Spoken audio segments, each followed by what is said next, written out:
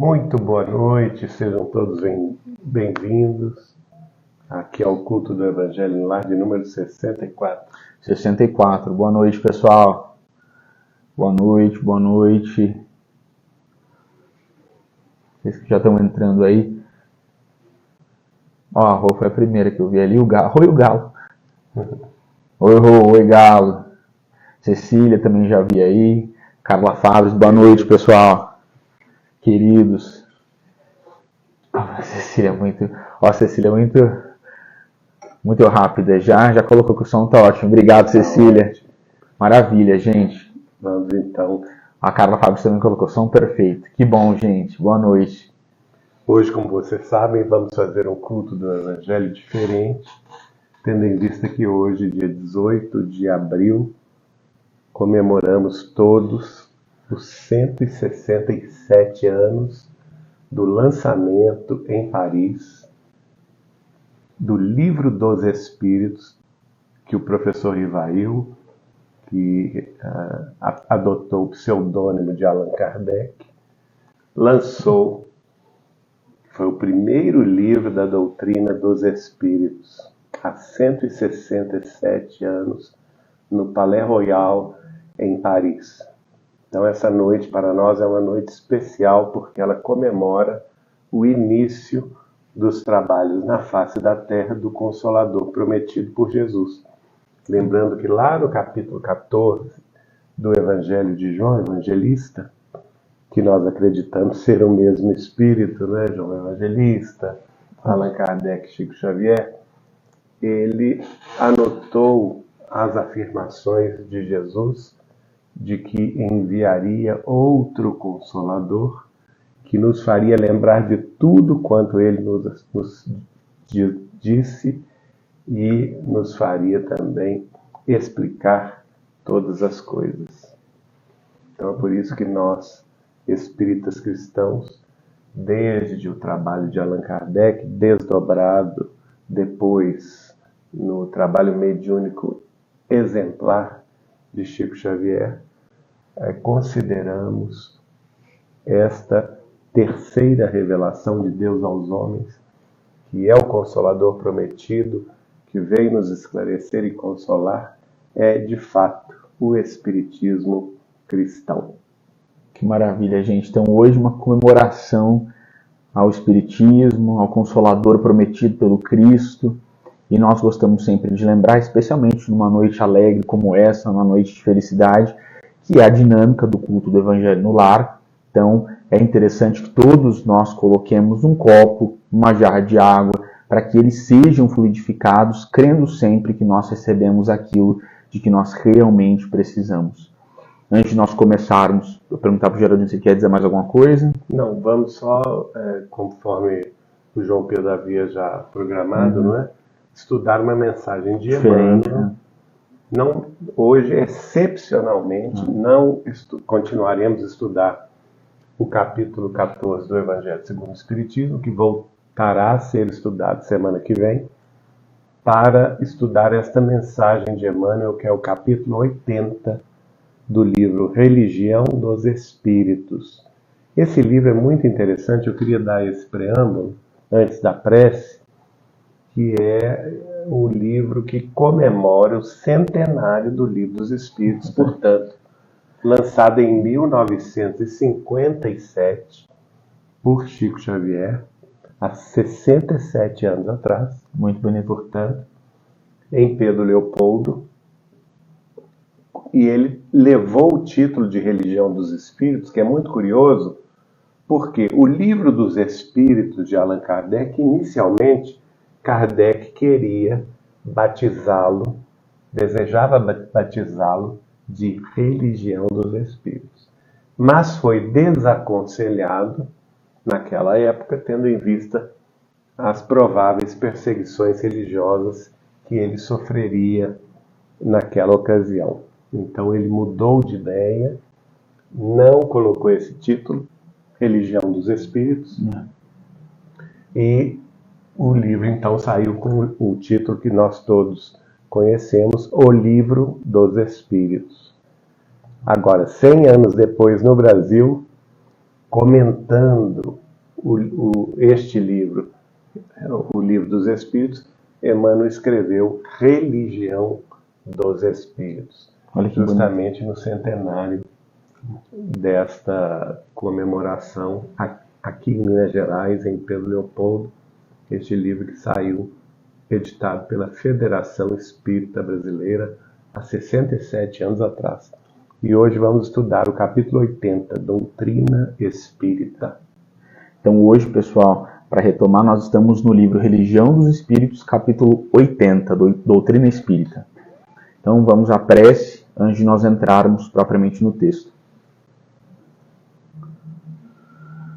Nosso Deus, nosso Pai, de infinito amor, de infinita misericórdia, de infinita justiça, inteligência suprema, causa primária de todas as coisas, Jesus, nosso divino amigo, nosso Senhor, Salvador e Redentor, Cordeiro Santo, Cordeiro de Deus, amado das nossas almas, Maria, nossa Mãe Santíssima, em cujo abraço nós temos encontrado carinho, ternura, afeto e toda a espiritualidade amiga que hoje, com muita alegria, com muito amor, nós cumprimentamos no nome do nosso codificador, Allan Kardec. Nós nos reunimos hoje, nesta noite, em Teu nome, Jesus, sempre, Mestre, rogando pelas Tuas bênçãos em nosso favor e sempre, Jesus, implorando pela Tua presença aqui conosco.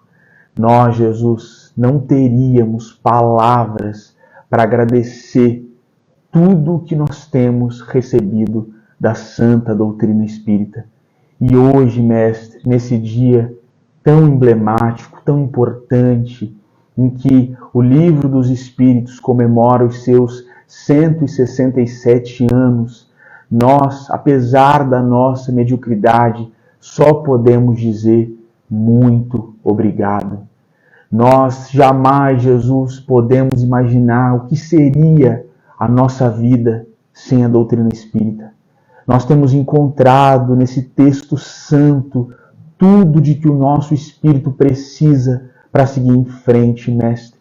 Todas as nossas dores, todos os nossos momentos mais difíceis, todos os vales pelos quais nós passamos, nos nossos momentos mais difíceis, de sombra, de luta, de choro, aflição, desespero, nós temos encontrado no Espiritismo o arauto de esperança, o farol que ilumina a nossa noite mais escura, e nós só podemos agradecer, Jesus.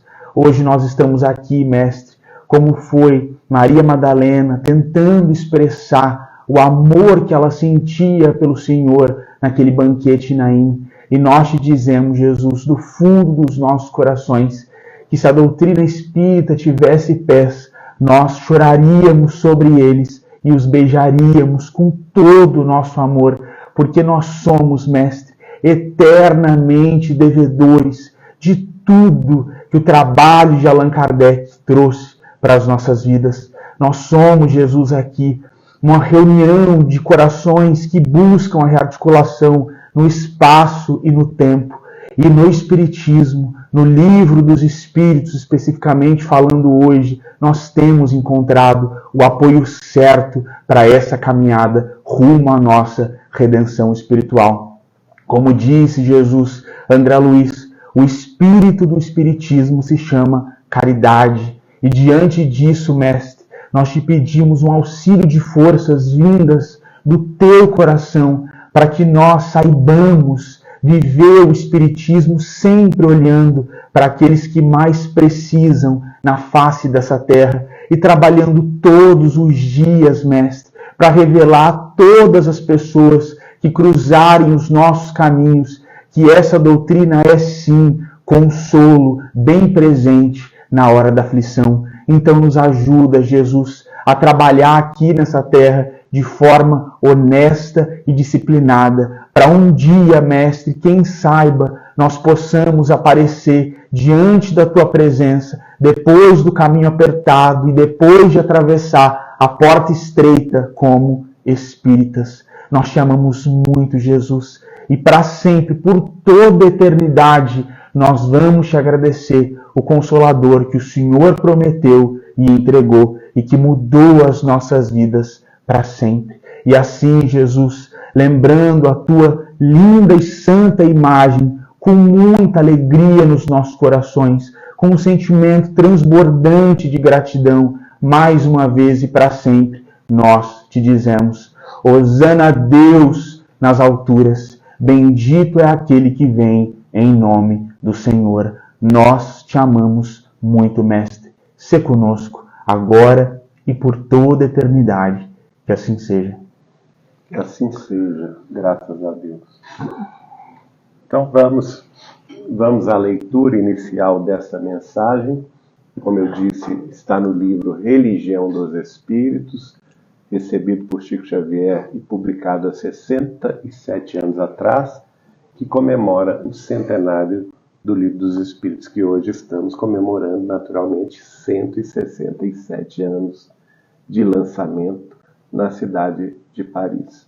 O capítulo é o capítulo 80, o Espírito é Emmanuel, e o título da mensagem é Doutrina Viva. Doutrina Espírita. Aliás, desculpa. Doutrina Espírita. Acho que foi um lapso, né? Porque ela é tão viva. Tão viva. Essa doutrina espírita, né? Doutrina espírita e doutrina viva. E essa mensagem foi recebida na reunião pública de 13 de 11 de 1959, questão número 838, é a que comemorava, a que comentavam na reunião pública do grupo do Centro Espírita Luiz Gonzaga em Pedro Leopoldo. Aqui deve ter havido algum engano, gente, porque o ano não foi 13 de 11 de 59, mas sim provavelmente 56, tá bom? Porque o livro foi lançado em 1957. Então aqui tem um engano na digitação. Essa mensagem foi, portanto, recebida em 13 de novembro de 1958. Começa assim, a gente vai lendo os trechos. Eu vou lendo, o João vai comentando, ok? Nós vamos comentar.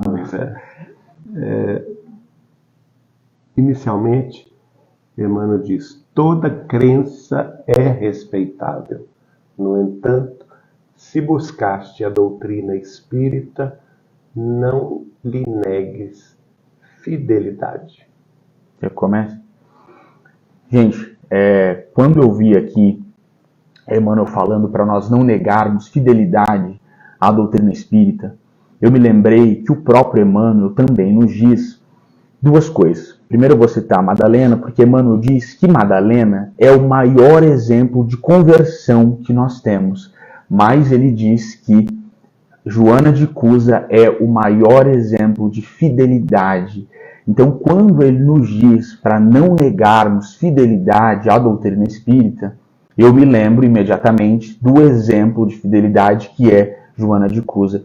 E ela foi uma mulher, e isso é muito interessante para nós percebermos, que no momento da morte teve que escolher pelo cristianismo em detrimento do apelo do próprio filho. No final da vida, Joana de Cusa foi colocada na fogueira, como aconteceu com muitos cristãos, e o filho dela também foi colocado na fogueira muito próximo. Ela conseguia enxergar o filho.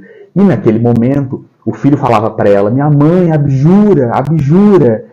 E ela disse para ele que ela jamais negaria o Cristo, jamais negaria o testemunho na hora extrema. E fala para ele, ela faz um discurso que ele deveria aceitar a cruz e aceitar aquele momento como um momento de fidelidade a Deus.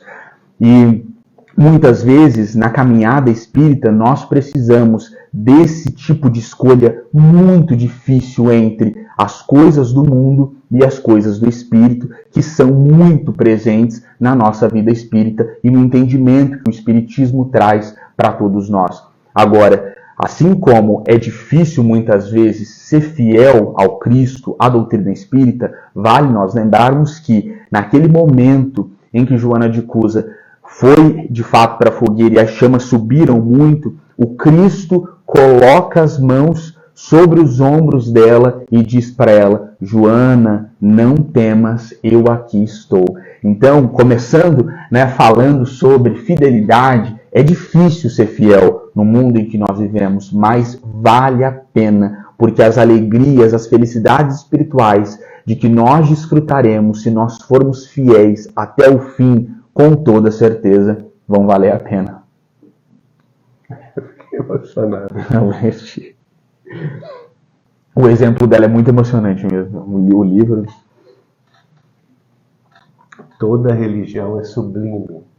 No entanto, só a doutrina espírita consegue explicar-te os fenômenos mediúnicos em que toda religião se baseia. Bom, aí deixa eu comentar esta. Todas as religiões no mundo terrestre têm a sua base em algum fenômeno mediúnico, seja ele extraordinário ou normal. Nós temos que lembrar, por exemplo, dos fenômenos que percorreram toda a história do judaísmo com os profetas. O próprio Moisés recebe no Monte Sinai a inscrição em pedra dos 10 mandamentos, num fenômeno mediúnico de materialização extraordinário. O Chico Xavier ainda dizia para nós que foi o primeiro livro psicografado na pedra, não é? Nós temos, por exemplo, dentro da religião católica romana, os fenômenos de todos os santos que foram e são até hoje reverenciados pelos católicos apostólicos romanos. Os fenômenos de transporte de vários de seus iluminados, como, por exemplo, Santo Antônio de Pádua, que também é conhecido como Santo Antônio de Lisboa, não é?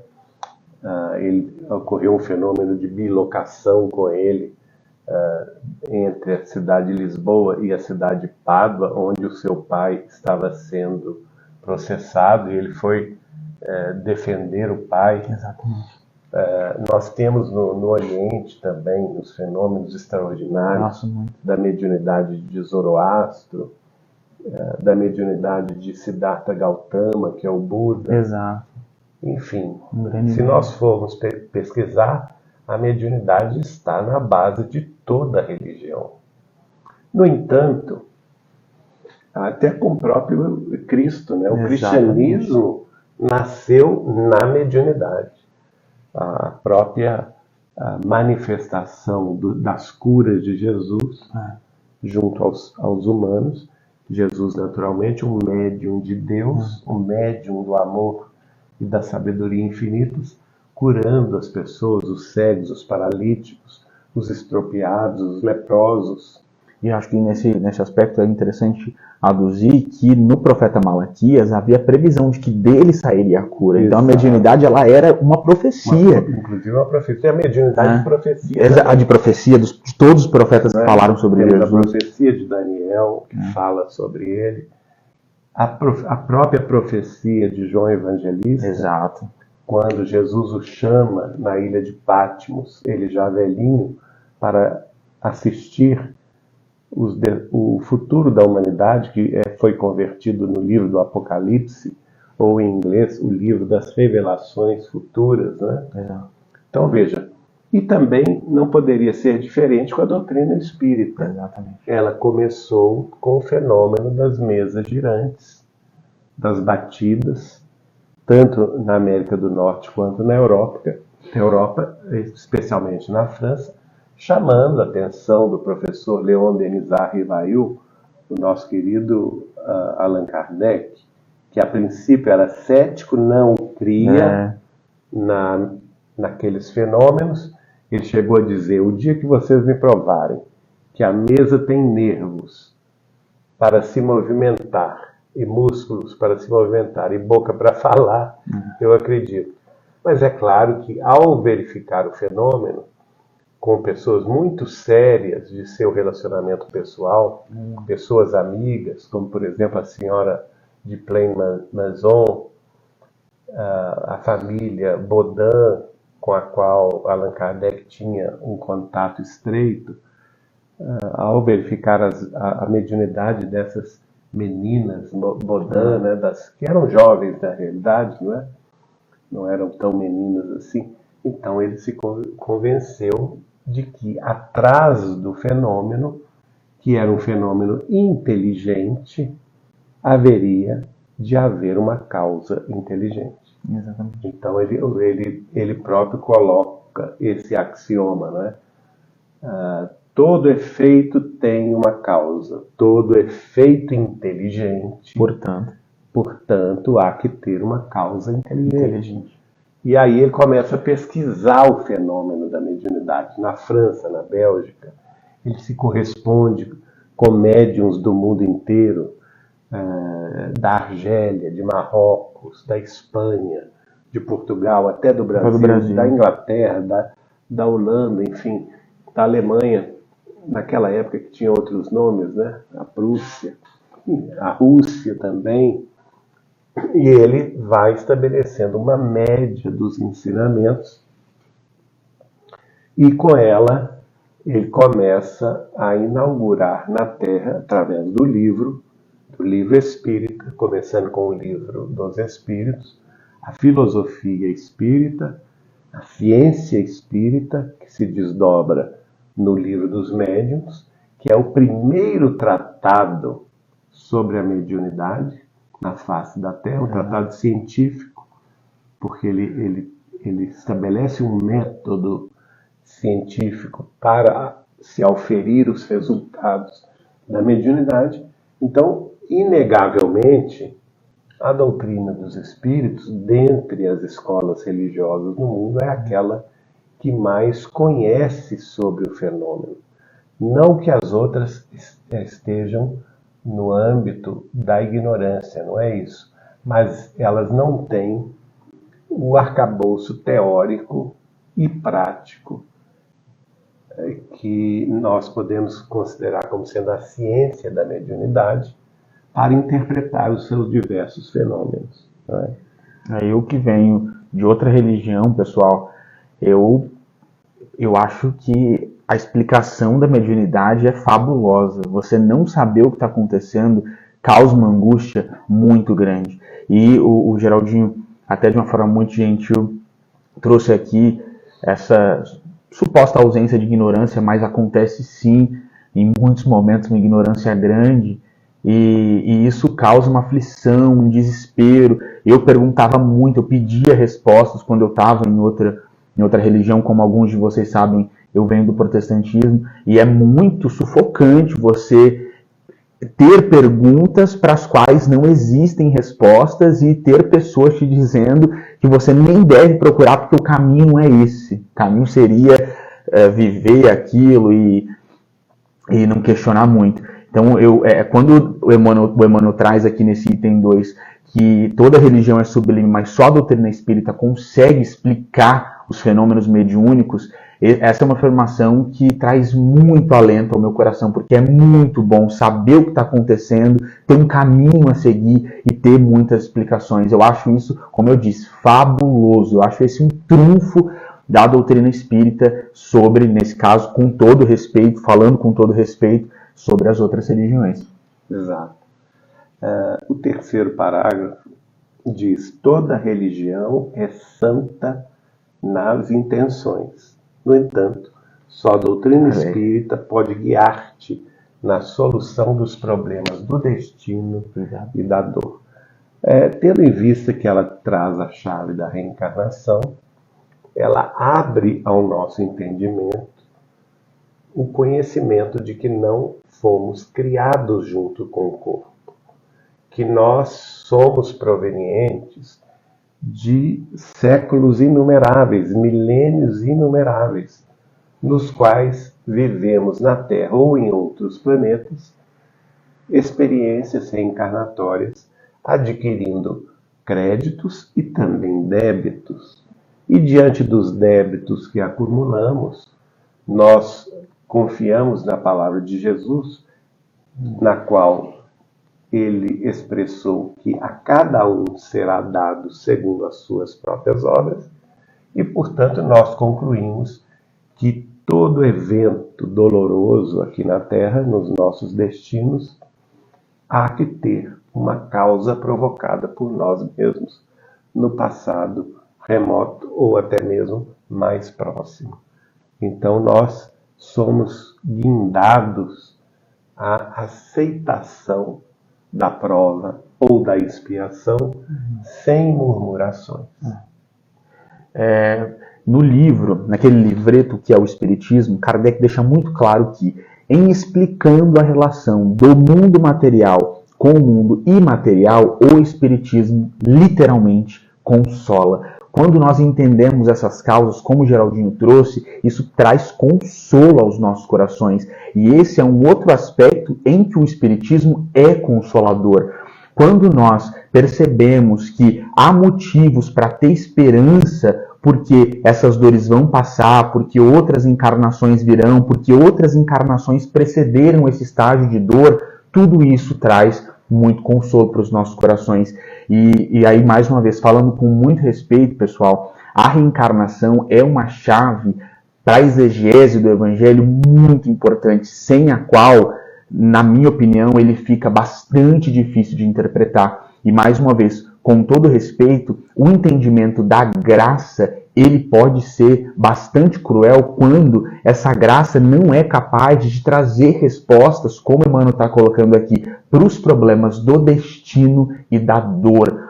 Como explicar crianças, e a gente está no Centro Espírita acompanhando um caso muito triste, crianças que em tão tenra idade passam por provas tão dolorosas, se o espírito é criado ali no momento do nascimento, não faria sentido. E nesse aspecto, Deus seria injusto. E nesse aspecto do destino e da dor, a reencarnação, como essa chave interpretativa, traz para a gente a certeza inequívoca de que Deus é justo e de que nós estamos colhendo sempre os frutos dos nossos bons procedimentos e dos nossos maus procedimentos. Sem a doutrina espírita, é muito difícil entender a justiça divina e aceitar certas dores pelas quais nós precisamos passar aqui na Terra. No 4º parágrafo, prossegue Emmanuel. Toda religião auxilia, no entanto, só a doutrina espírita é capaz de exonerar-te do pavor ilusório do inferno, que apenas subsiste na consciência culpada. Olha só. Então, é uma decorrência também do parágrafo anterior, porque se a cada um é dado segundo as próprias obras, quem o mal faz aqui na face da terra, naturalmente carrega consigo uma consciência culpada. E essa consciência culpada, ela é temente da morte, porque ela intui que o momento de tomada de contas está se aproximando, né? Então é muito comum que determinadas pessoas tenham pavor da morte, né? E outras religiões que não compreenderam o fenômeno da morte como natural, ou então que, de certa forma, enregelaram o pós-mortem em situações estanques, como, por exemplo, o céu de um lado, o purgatório no meio e o inferno no outro. No caso da Igreja Católica. No caso da Igreja Católica. Então, se você é bom, você vai direto para o céu. Se você é ruim, vai direto para o inferno. Se você não é nenhuma coisa nem outra, você tem a chance de passar um tempo no purgatório, esperando as preces dos encarnados para você tomar o rumo do céu. Algumas outras religiões, como o protestantismo, nem tem purgatório. Você entra numa não-vida, não é?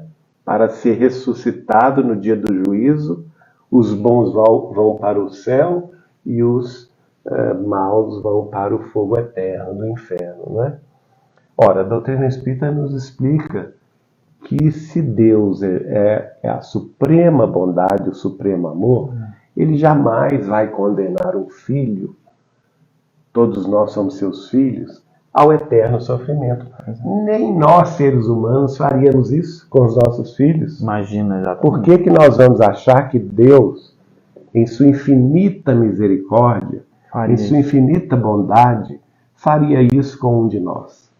Acontece que se o inferno existe, ele nada mais é do que o inferno da consciência culpada, que em realizando o mal aqui na face da Terra, acaba se encontrando preso do próprio, ou presa, né, melhor dizendo, do próprio mal realizado, se ligando às consciências perversas do além, que a induziram a praticar o mal, ou se ligando às suas próprias vítimas, através de um complicado sistema de auto-obsessão e obsessão espiritual, no qual a pessoa vai fatalmente estacionar por longo tempo nas zonas inferiores do mundo espiritual.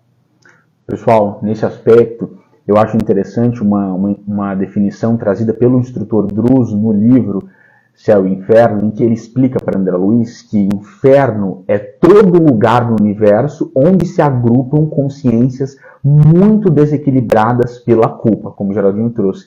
E céu é todo lugar no universo onde se agrupam as consciências já purificadas, etéreas.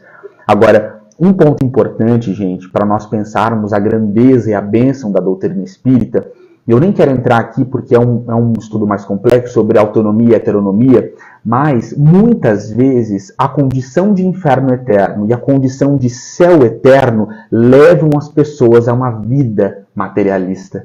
Muitas vezes acontece assim, a pessoa pensa assim, eu sou um pecador, eu vou para o inferno, então eu vou aproveitar aqui na terra mesmo, vou continuar pecando pelo caminho do mal, vou me entregar ao materialismo porque eu nem sou digno de perdão e meu caminho é o inferno. Assim como muitas pessoas que acreditam nesse céu eterno acabam ficando vaidosas, excluem as outras, pensam que esse céu é só delas e daqueles daquela escolhida, o céu é dela e daquelas pessoas com as quais ela concorda. E nisso ela cai em vaidade, em orgulho, em egoísmo. Então vejam como, e esse é um estudo muito bonito, feito por Kardec, no livro Céu e Inferno, quando ele reflete sobre o que significa o inferno e o que significa o céu eterno e como essas ideias estanques e empobrecidas levam as pessoas a uma vida materialista. E isso é muito ruim. O Espiritismo, quando abre todas as questões espirituais e nos chama a todos à responsabilidade,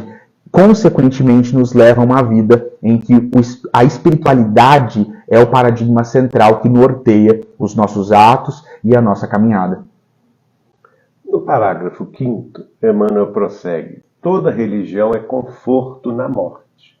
No entanto, só a doutrina espírita é suscetível de descerrar a continuidade da vida além do sepulcro. E ela é, de fato, a grande consoladora. Né? A doutrina dos espíritos, né? A doutrina dos espíritos. Quantos médiuns que, seguindo o exemplo de Chico Xavier, não vamos nem falar no Chico Xavier, né? Foram 75 anos de mediunidade consolando as famílias. Muita gente acha que o Chico só começou a tarefa da consolação recebendo cartas dos familiares mortos em Uberaba. Nada disso, minha gente. Chico começou na mediunidade com 17 anos de idade, no dia 8 de julho de 1927. Já naquela ocasião, ele consolava as famílias de Pedro Leopoldo. A minha família Machado foi consolada já nesta época. O Chico era um rapazinho e recebia minha tia tataravó, Margarida Soares, consolando os meus tios avós, minha avó, minha bisavó, não é? Na década de 20 ainda. A família Joviano, a partir da década de 30, em Pedro Leopoldo, recebeu várias mensagens dos seus familiares queridos, e depois nós tivemos a alegria de converter em livros na Linha de Luz Editora. Então essa tarefa da consolação, da aproximação dos entes queridos mortos, provisoriamente separados dos seus entes queridos aqui na Terra, né, pelo fenômeno da morte física, mostra que o amor não morre, que jamais iremos nos separar daqueles que realmente amamos. Exato. E daqueles que realmente nos amam em um Exatamente. sentido profundo. E através da mediunidade nós podemos ter contato com eles. Exato. Então esse contato, né, quantos médiuns seguiram os passos de Chico Xavier? Nós temos Carlos Bacelli em Uberaba, nós tivemos o Celso também Afonso em Uberaba, outros médiuns em Uberaba, lá no Paraná, embora ele seja paulista, o Orlando Carneiro, Orlando Noronha Carneiro, que tem recebido mensagens pelo Brasil inteiro.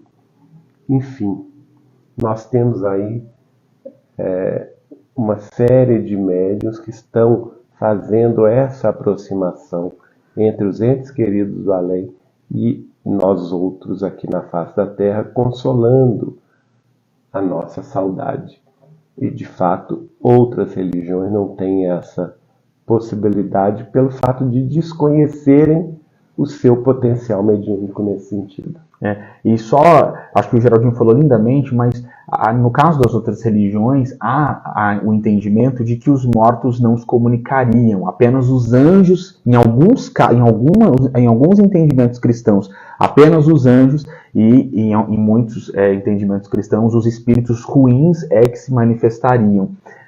A avó, a mãe, o grande amor da vida que partiu não poderia se comunicar, tendo isso como uma regra. E se aparece essa comunicação seria o demônio. Isso é muito triste, né, gente?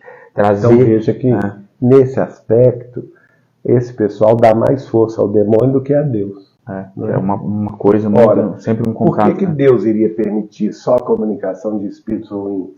Para expulsar. O demônio para os espíritos não existe, não é, gente? Não existe uma figura una que se oponha a Deus, porque Deus é o Pai de tudo, é o Criador, é a força infinita da natureza, da criação, é a inteligência suprema, suprema bondade, o supremo amor. Então, nada vai se equiparar à sua força. Teria um antagonista, né? Jamais ele teria uma outra entidade para lhe antagonizar. Não existe isso. Nós entendemos que os espíritos que se apresentem como tais, demônios, diabos e outras denominações, né, o inimigo, nada mais são do que espíritos humanos perversos que, ao desencarnarem, se situam nas regiões inferiores, na Terra mesma, e perseguem aqueles que acreditam neles, aqueles que estão também sob o guante da sua hipnose ou da sua fascinação. E lembrando, pessoal, também que essa também é uma consequência da ideia de céu e de inferno. Então, nesses entendimentos de outras escolas cristãs, quem está no céu jamais comunicaria, e como eu disse, algumas vertentes entendem que os anjos poderiam se comunicar. E é muito triste porque fecham-se totalmente as portas para essas comunicações de espíritos comuns, como aquele que foi seu pai, aquela que foi sua mãe, sua avó, seu avô. E isso, como nós estamos dizendo, é muito triste. O Espiritismo, ao explicar a mediunidade, a possibilidade de espíritos comunicarem independentemente do grau de evolução, seja para desobsessão, seja para uma mensagem consoladora, ou seja, um espírito superior trazendo uma mensagem de esclarecimento, o Espiritismo abre todas essas portas e em todas elas há muito consolo. Nós temos que lembrar, né, João Pedro, que a própria tradição do Velho Testamento nos mostra a comunicação com as pessoas comuns, as pessoas ligadas, por exemplo. Não foi o rei Davi que se comunicou através de uma médium com Saul? Não, foi Samuel. Isso está em primeiro livro de Samuel, capítulo 28, gente. É um texto muito bom. Samuel pediu... Saul, naquele desespero, pede para uma médium levantar Samuel vai se comunicar através de uma médium. Está lá, gente. Com o encarnado. Exatamente. Aí vejam, mais uma vez, outro gente, exemplo que eu quero dar aqui. só com todo respeito, mas a teologia se divide para explicar isso e alguns dizem que foi uma manifestação demoníaca, apesar da própria Bíblia dizer que foi Samuel. Então vejam como o dogma ele também dá muitas voltas para explicar da maneira que lhe convém. Mas aí esse próprio dogma vai se ajoelhar e reconhecer, por exemplo, que no Novo Testamento, quando Jesus conversa com Moisés e com Elias, não é? Ele não poderia estar sendo enganado. Exatamente. O Cristo não poderia estar sendo enganado, exatamente. Então, o próprio Jesus conversa com Moisés e com o espírito de Moisés, que havia morrido claramente morrido lá 1500 anos antes, e também com o espírito de Elias, que havia morrido 600 anos antes. E que na própria tradição evangélica, o próprio espírito de João Batista já havia desencarnado com todo o contexto lá da filha de Herodias. Exato.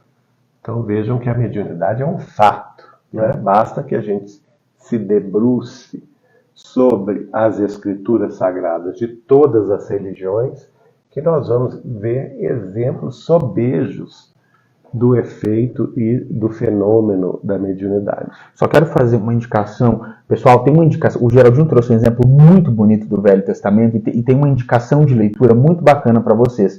No livro Lázaro Redivivo, a gente tem Humberto de Campos explicando essa comunicação de Saul com Samuel, que está descrita lá no Velho Testamento, no primeiro livro de Samuel, capítulo 28. É muito legal. Está no livro Lázaro Redivivo, do Humberto de Campos, irmão X. E também ele comenta, não sei se nesse mesmo livro, aquela questão do rico.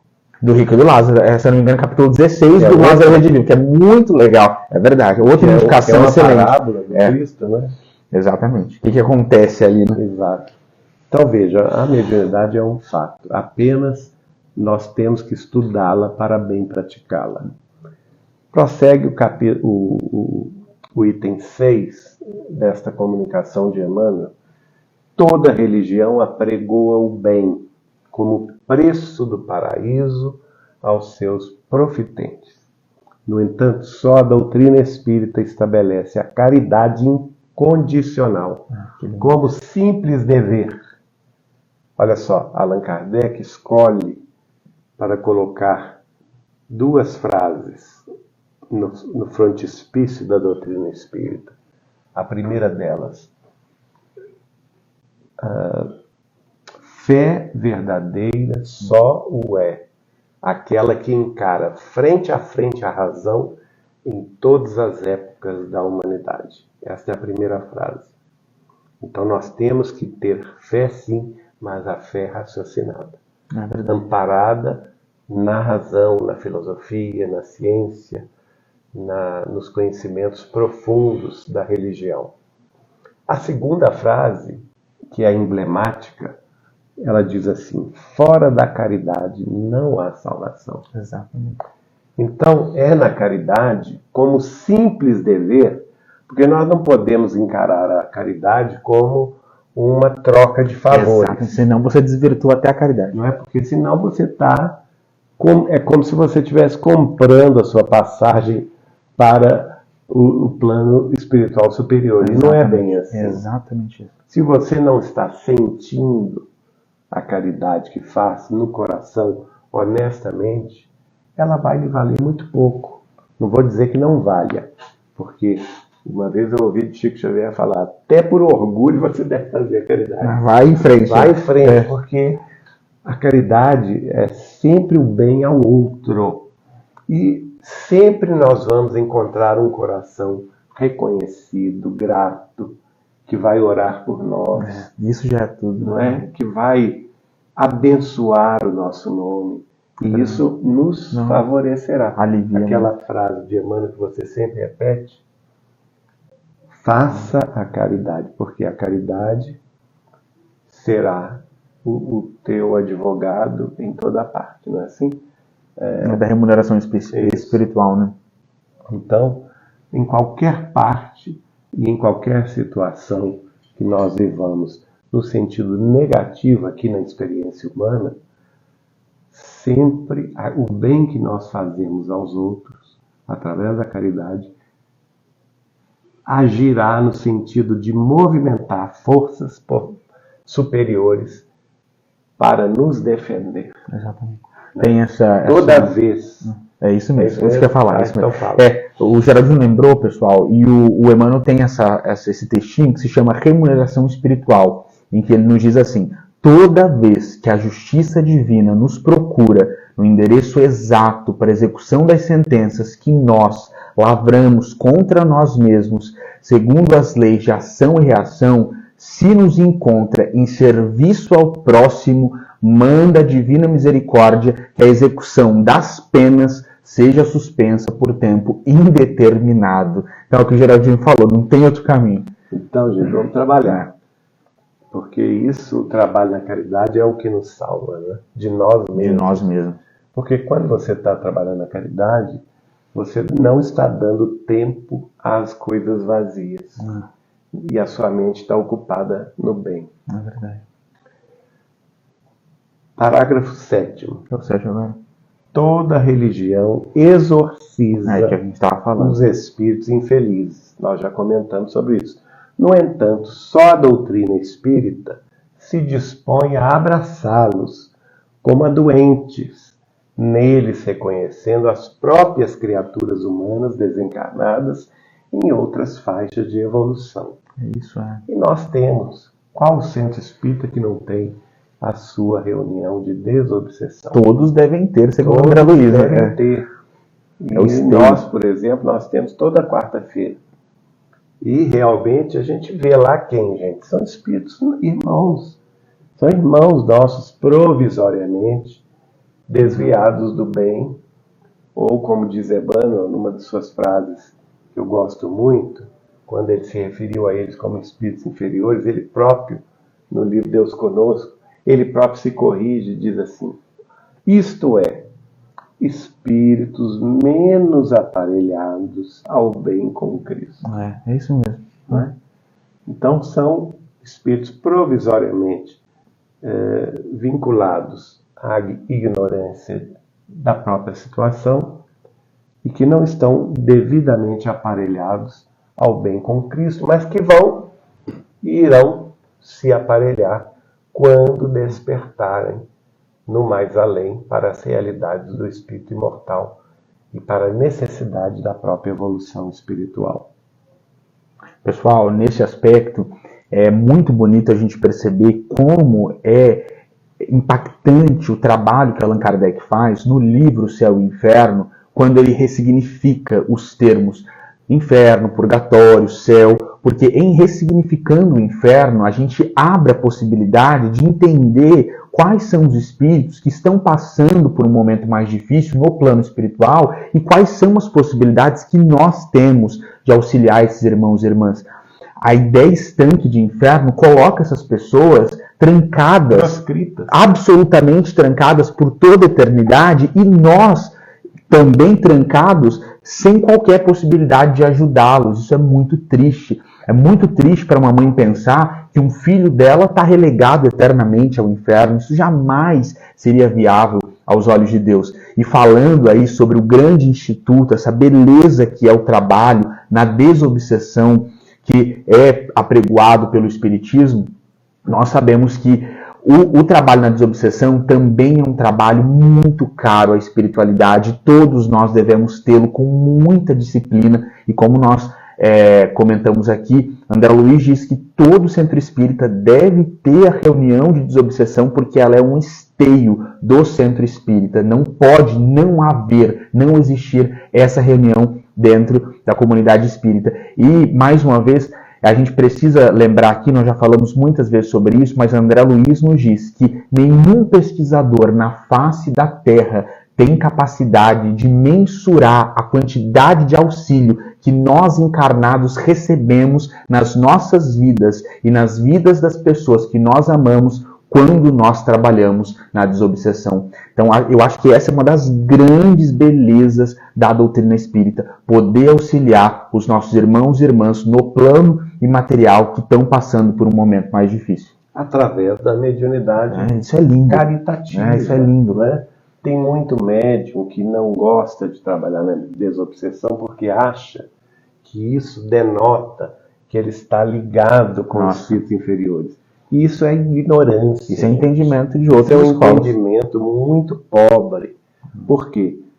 Nós aprendemos com Chico Xavier que a mediunidade a serviço da desobsessão dos espíritos infelizes é talvez das mais altas caridades que o ser humano pode fazer aqui na face da Terra.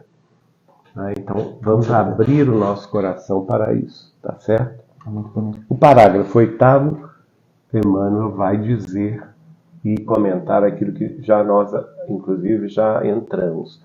Toda religião educa sempre. No entanto, só a doutrina espírita é aquela em que se permite o livre exame com o sentimento livre de compreensões dogmáticas para que a fé contemple a razão face a face.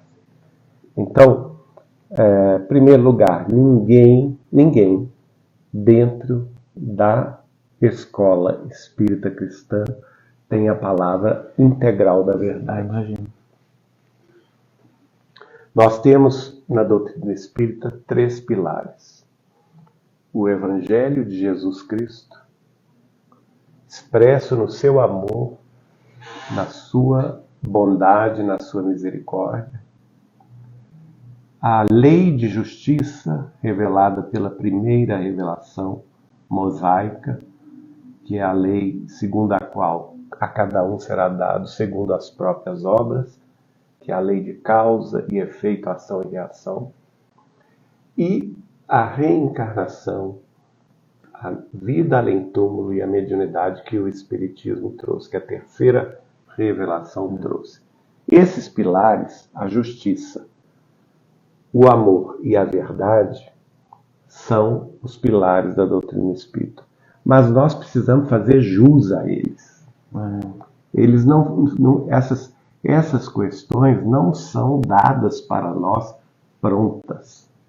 Veja-se que Allan Kardec, muito sabiamente, começa o seu relacionamento com os espíritos superiores como perguntando, se colocando na posição de humildade.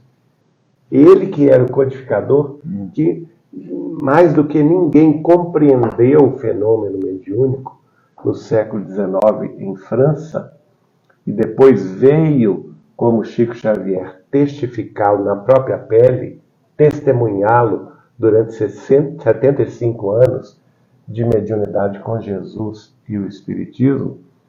Ele perguntou sempre, soube fazer as perguntas certas e teve também o espírito aberto para ouvir as respostas e com elas refletir. E isso o próprio Chico vai demonstrar.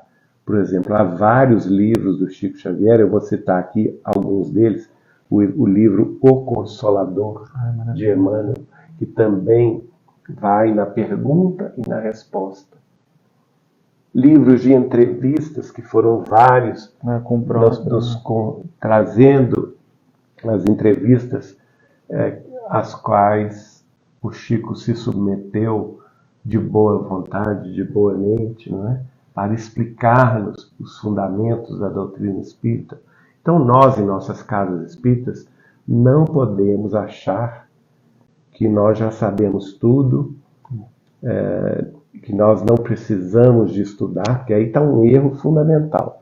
As casas espíritas precisam ter, sim, reuniões de estudo do Evangelho, de estudo da mediunidade, de estudo dos princípios básicos da doutrina espírita, com certeza, de estudo das obras básicas de Allan Kardec, de estudo das obras de Chico Xavier, porque é assim que nós vamos nos afastando das compreensões dogmáticas, como diz Emmanuel, para que a nossa fé se engrandeça, encarando frente a frente a própria razão. Pessoal, eu acho que o Geraldinho falou lindamente sobre isso, só quero fazer um adendo. E não obstante não haver dogmas no Espiritismo, o Espiritismo tem um método muito importante que deve ser considerado para que ele progrida. O Espiritismo não pode ser desvirtuado por compreensões científicas materialistas que nada têm a ver com o cristianismo ou com o Espiritismo. A gente precisa ter calma. Ele é, sim, progressivo, ele não é dogmático, mas ele tem método. E para ele progredir, o método precisa ser respeitado. Nós já vimos na mídia, enfim, sendo pregado por outras pessoas, uma tentativa de desvirtuação da doutrina, falando que ela deve acompanhar a ciência em aspectos materialistas. Isso não é verdade. O Espiritismo, para progredir, ele tem que seguir à risca o método que Kardec apresentou. Exatamente. Por isso que a Dona Neném, seu Peralva, da União Espírita Mineira, tinham toda a razão, porque, segundo eles, nós tínhamos que ficar com Jesus, Kardec e Chico. Eu concordo. Toda religião, parágrafo 9, fala de penas e recompensas. No entanto, só a doutrina espírita elucida que todos colheremos conforme a plantação que tenhamos lançado à vida, sem qualquer privilégio da justiça divina. Gente, isso é básico na doutrina espírita. Não existe privilégio. Não existe a salvação pela graça. Na doutrina espírita, isso é impossível. Você achar-se salvo porque você aceitou o nome de Jesus no seu coração, ou porque você compreendeu e leu os livros fundamentais da doutrina espírita, não existe a frase fora do espiritismo não há salvação. A frase é fora da caridade não há salvação. Né? Recentemente um espírito revelou para nós, numa palestra, que foi muito fluido, assim, muito natural, que a graça que Deus nos dá é a graça do serviço. Não foi? Então, a graça que Deus nos dá é a graça de trabalhar em sua seara. A graça que Jesus nos oferece é a oportunidade de nós sermos semeadores de sua palavra, de nós sermos trabalhadores de sua vinha. Esta é a graça. Agora, o fato de sermos trabalhadores ou não nos isenta do trabalho. Nós precisamos arregaçar as mangas, ter os pés, como dizia o Chico, bem plantados no chão da nossa realidade, mas volvermos os olhos e a nossa mente à abóbada celeste que nos inclina e nos convida a contemplar os espaços siderais sem fim, que são, no futuro próximo ou distante, o nosso destino. Pessoal, nesse aspecto de penas e recompensas, mais uma vez, a gente entra nesse assunto da autonomia e da heteronomia, e é importante também, nesse aspecto, nós termos bastante honestidade para compreender que nós vamos colher aquilo que nós plantamos e que uma tentativa elástica de formalidades ou de quantidade de orações ou de fazer a caridade de uma forma estanque, sem honestidade, nada disso vai nos levar até o coração de Deus, ao amor pleno e supremo. Tem um capítulo do Evangelho de Mateus, que é o 23, em que Jesus condena muito a hipocrisia dos fariseus e dos mestres da lei. E no versículo 24 do capítulo 23 tem uma frase da qual eu gosto muito, quando Jesus fala para eles: hipócritas, vocês coam um mosquito e engolem um camelo. Muitas vezes as pessoas que se apegam muito a essa ideia de pena, de recompensa, a pena é muito para o outro, ou fórmulas, é tudo sempre um peso muito grande para o outro, nesse sentido de para o outro coa até um mosquito, mas para ele é só a recompensa, é só o bom, Deus não é tão pesado assim, e aí engole um camelo. Então, nesse aspecto de nós pensarmos a nossa responsabilidade nesse plantio, para ter uma colheita decente para os nossos espíritos, nós precisamos abandonar absolutamente toda a hipocrisia que envolveu o modo como o ser humano tocou a espiritualidade por tantos anos e encarar tudo com o peito aberto e tentando, com toda a honestidade possível, com toda a disciplina, trabalhar para Jesus.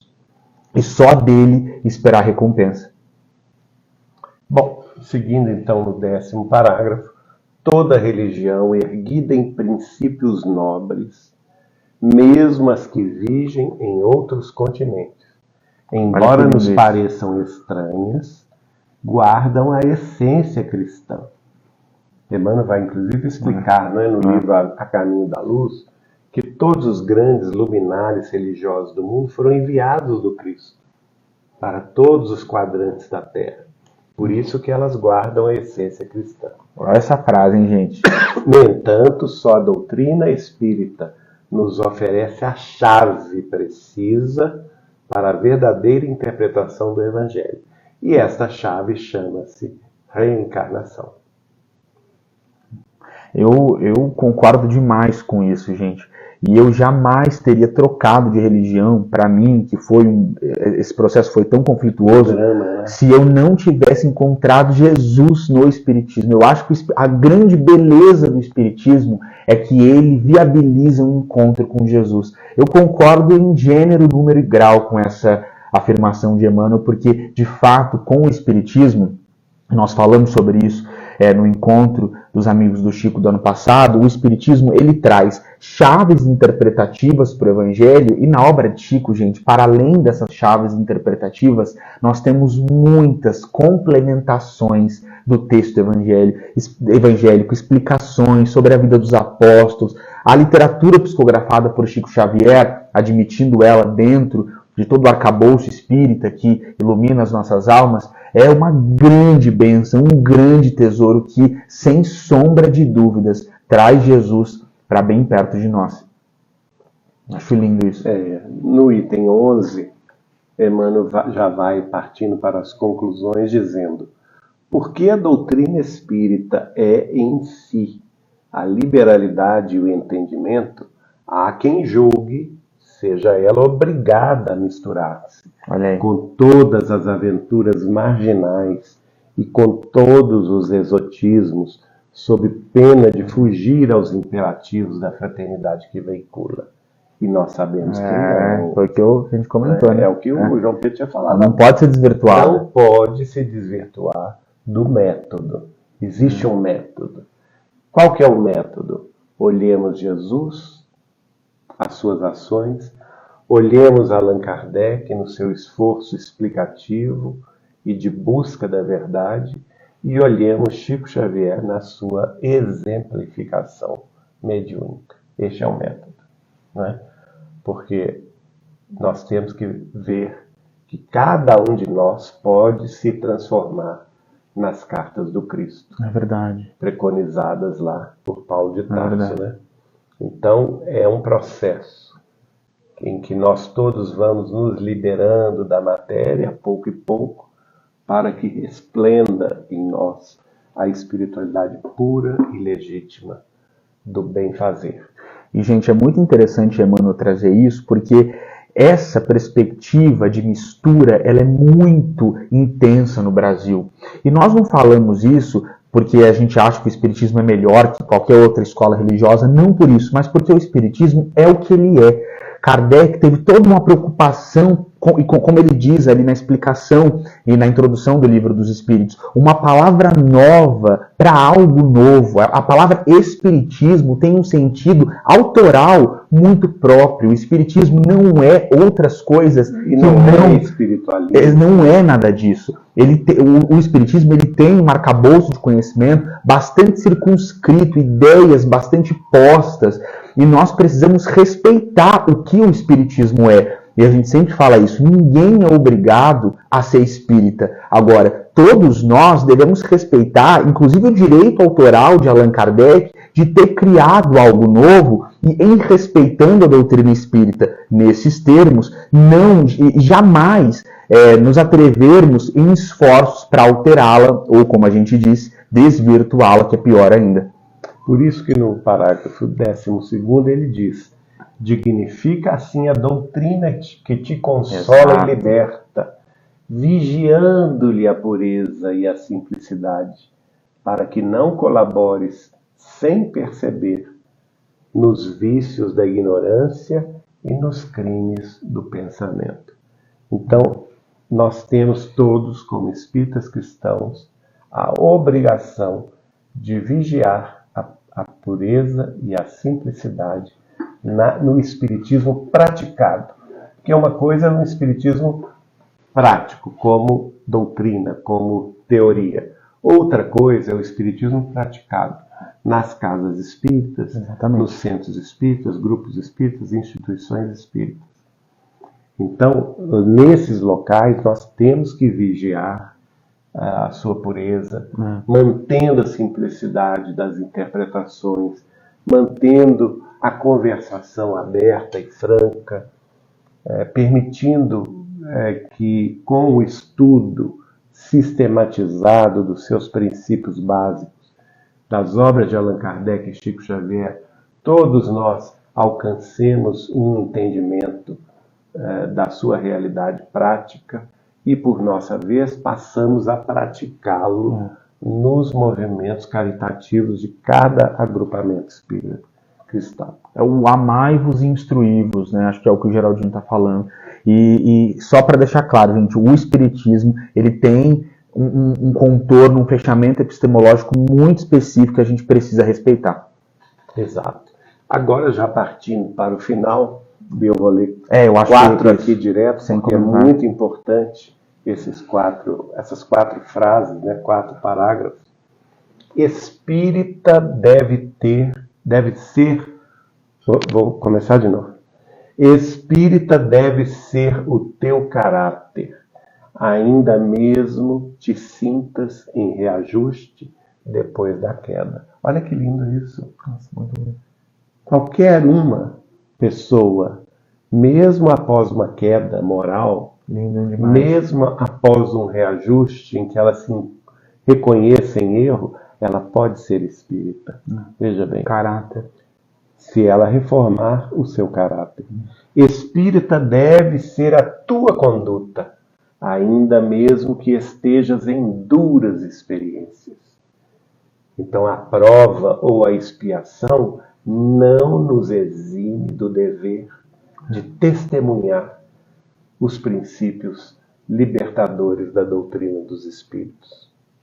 Espírita deve ser o nome do teu nome, olha só, ainda mesmo que respires em aflitivos combates contigo mesmo. Espírita deve ser o nome do teu nome. Espírita deve ser o claro objetivo da tua instituição. Adjetivo. Espírita deve ser o claro adjetivo da tua instituição. Olha isso. Ainda mesmo que, por isso, te faltem as passageiras subvenções e honrarias terrestres. Isso é muito importante, minha gente. Porque hoje em dia, em que muitos grupos espíritas e muitos grupos de fraternidade espírita buscam apoios governamentais na esfera municipal, estadual e federal, basta às vezes eles retiram o nome espírita por exigência desses mesmos órgãos públicos para receberem dinheiro e sustentarem as suas obras. Ora, nós não viemos aqui para isso, para receber dinheiro de ninguém, muito menos dos nossos governos.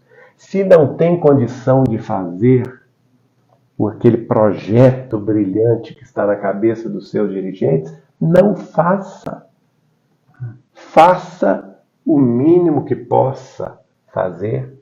Faça com o coração, colocando sentimento nas pequeninas tarefas comuns aos centros espíritas, no passe, na desobsessão, na campanha do quilo, na tarefa de distribuição de quentinhas na rua, na evangelização infantil, na juventude espírita. Isso aí não precisa de dinheiro, gente. Não precisa de subvenção governamental para isso. Eu me lembro que há mais de 20 anos atrás eu fui conversar com um grande amigo dirigente de uma casa espírita de renome, e que não tinha o nome espírita cristão. E eu mostrei essa mensagem para ele. Olha aí, você está incorrendo em erro, porque está querendo agradar gregos e troianos, e ele mudou o nome da instituição. Colocou Espírita Cristã no nome da Casa Espírita. Porque essa é a mensagem de Emmanuel. Nós temos um dever. A nossa bandeira, Deus, Cristo, Caridade e Amor, é aquela que é desfraldada pelo Espírito da Verdade em nosso próprio favor e em favor daqueles que convivem conosco. E nós não podemos relegá-la ao esquecimento. No finalzinho, então, 17 e 18, ele conclui: doutrina espírita quer dizer doutrina do Cristo. E a doutrina do Cristo é a doutrina do aperfeiçoamento moral em todos os mundos. Olha que beleza, gente. Ela não se restringe à Terra. Ela se expande ao universo inteiro. A doutrina do Cristo é a doutrina do aperfeiçoamento moral em todos os multiversos, em todos os mundos, em todas as civilizações planetárias, inclusive a nossa terrestre. Guarda-a, pois, na existência, como sendo a tua responsabilidade mais alta, porque dia virá em que serás naturalmente convidado a prestar-lhe contas. Maravilha, hein, gente?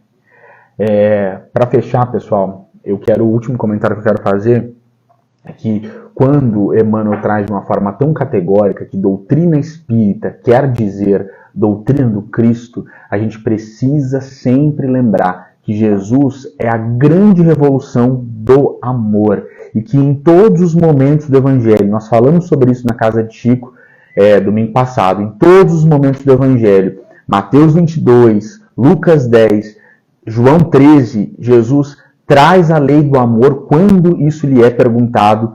E a gente lembrou lá que Chico Xavier, naquele vídeo, naquela entrevista, e isso está no YouTube, diz lindamente que o amai-vos uns aos outros como a si mesmo foi superado pelo amai-vos uns aos outros como eu vos amei. E a gente se lembrou que Jesus, quando fala amai-vos uns aos outros como eu vos amei, ele estava fechado depois da Santa Ceia, depois que Judas já havia saído, e ele fala isso para os 11 apóstolos, e ele fala isso para os apóstolos depois de lavar os pés de todos eles. E aí Emmanuel tem a frase lindíssima no livro Pensamento e Vida: amar é acima de tudo serviço ao próximo. Então, quando nós temos claramente o entendimento de que a doutrina espírita é a doutrina do Cristo, ela é certamente a doutrina do amor, que significa esse serviço em favor de quem precisa. Nós agradecemos, então, esse culto do Evangelho, em que estivemos analisando, no aniversário dos 167 anos do Livro dos Espíritos, a belíssima mensagem dada pelo Espírito de Emmanuel por Chico Xavier, que é o capítulo 80, Doutrina Espírita, do livro Religião dos Espíritos. E com ela nós vamos encerrando aqui esta reunião com a prece. Vamos pedir. Eu faço a prece então? Não. Tá. Então vamos, neste momento, lembrar que nós todos estamos aqui com a presença dos nossos amigos espirituais, nossos benfeitores, familiares queridos do além, mentores e guias, colocando à disposição deles a água a ser fluidificada e mentalizando a profilaxia de nosso lar, de nossa casa, pelos eflúvios do Cristo que representa para nós o coração de Jesus em nosso favor e em favor de todos aqueles que comungam conosco a experiência diária. Abençoa, Senhor, as nossas famílias, os integrantes que convivem conosco, sob o mesmo teto, seja com os laços da consanguinidade ou aqueles outros que estejam conosco na prestação de serviços, em colaboração amiga ou remunerada. Que esta grande família se expanda, Senhor, também para os de nossa casa familiar, nas cidades outras onde se situam, ou mesmo nos lares queridos de todos que nos ouvem e nos assistem a partir da internet, que automaticamente se fazem nossa família espiritual. Que esta família também seja abençoada por todos aqueles que convivem conosco nas atividades profissionais do trabalho digno a que nos consagramos. E também te pedimos, Senhor, a tua bênção para a família religiosa de nossas casas e instituições espíritas cristãs, ou mesmo de outras religiões amigas, em que os grupos de trabalho, de oração e de estudo se reúnam sob a tua augusta proteção, para que todos sejam também incluídos nas tuas celestes bênçãos. E assim, Senhor Jesus, nós te pedimos abençoar toda crença respeitável, abençoar a sublimidade de todas as religiões do bem-fazer, abençoar as santas intenções daqueles que agem e trabalham em prol do amor e da caridade, abençoar a todos que se dispõem a auxiliar em nome da religião, abençoar a todos que procuram conforto nas provações da morte. Te pedimos sempre, Senhor, que abençoe também a todos que apregoam o bem como preço da própria evolução espiritual. Te pedimos em favor de todos os espíritos infelizes, dementados ou tristes, sobrecarregados de angústias, sejam eles encarnados e desencarnados, para que sejam esclarecidos em teu santo nome. Nós te pedimos abençoar a educação do espírito imortal para Deus, pois que ela é unicamente aquela que renova isso e nos induz à sublimação. Nós te pedimos, Senhor, que diante das leis da justiça divina, todos estejamos apostos para quitar os nossos débitos na lei do amor e da caridade.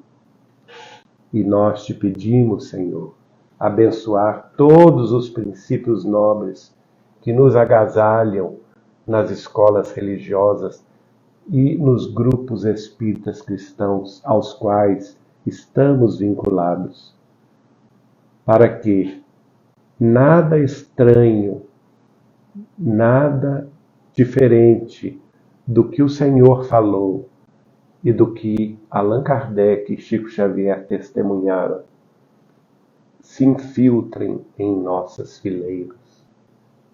Nós te pedimos, sim, o entendimento constante de tua liberalidade sublime, mas jamais nos afaste do dever de impor-nos o trabalho da fraternidade que liberta-nos e ilumina-nos por dentro dos nossos próprios corações.